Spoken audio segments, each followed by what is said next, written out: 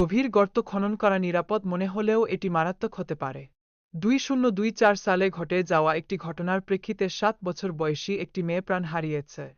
বালির গর্তের ওজন এবং আকারের উপর ভিত্তি করে এর স্থায়িত্ব পরিবর্তিত হয়। বিশেষ করে যখন বালি শুকিয়ে যায় তখন এটি ভেঙে যাওয়ার সম্ভাবনা অনেক বেড়ে যায়। যদি কেউ বালির গর্তে আটকে যায়, তাদের শ্বাস নেওয়ার জন্য মুখটি উন্মুক্ত রাখার পরামর্শ দেওয়া হয়।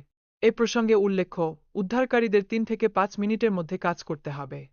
শৈবালগুলির বিষাক্ততা মানুষের পাশাপাশি সামুদ্রিক জীবনের জন্যও ক্ষতিকর। তাদের অস্বাভাবিক বৃদ্ধি অক্সিজেনের অভাব সৃষ্টি করে, যা সামুদ্রিক জীবনের জন্য বিপদসংকেত। ফ্লোরিডার উপকূলে প্রতি গ্রীষ্মে ঘটে এমন একটি পরিচিত শৈবাল ফুলে সমুদ্রের শামুকের নিরাপত্তাকে হুমকির মুখে ফেলে। বিষাক্ত শামুক খাওয়া বিপজ্জনক হতে পারে। মাছ ধরার সময় মৃত মাছের নিকটবর্তী সাঁতার কাটলে ক্ষতিকারক ব্যাকটেরিয়ার সংক্রমণের সম্ভাবনা থাকে। সুতরাং সাঁতার কাটার পর অস্বস্তি অনুভব করলে দ্রুত জলের বাইরে আসা উচিত। কাওয়াইজের হানাপিসক্তে প্রবল রিপ কারেন্ট রয়েছে, যা সাঁতার কাটতে গিয়ে বিপজ্জনক হতে পারে। এই অবস্থায় নিরাপদ তীরে পৌঁছানোর জন্য প্রায় 6 মাইল দূরে যেতে হতে পারে। রিপ কারেন্টগুলি সাধারণত 1 থেকে 2 মাইল প্রতি ঘন্টা গতিতে চলে, তবে তারা প্রায় 4 থেকে 5 মাইল প্রতি ঘন্টা পর্যন্ত গতি বাড়াতে পারে। সাঁতারুরা এই গতির সাথে তাল মিলাতে পারবেন না। শোর ব্রেক তরঙ্গগুলি শক্তে বিপজ্জনকভাবে আঘাত হানতে পারে, যা গুরুতর আঘাতের কারণ হয়ে দাঁড়ায়।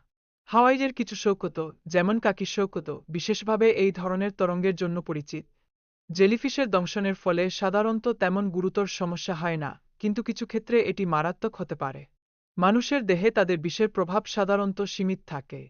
উত্তর অস্ট্রেলিয়া এবং ইন্দো প্যাসিফিক অঞ্চলে বক্স জেলিফিশের উপস্থিতি তাদের দংশনের কারণে বিপদ সৃষ্টি করে। এই অঞ্চলে তাদের দংশনের ফলে অনেক মৃত্যুর ঘটনা ঘটেছে। বক্স জেলিফিশের স্বতন্ত্র সূচক বৈশিষ্ট্য হল তাদের স্বচ্ছ প্যাল ব্লু রং এবং ঘনবর্গাকার আকৃতি। এগুলি সাধারণ জেলিফিশের থেকে অনেক বেশি বিপজ্জনক।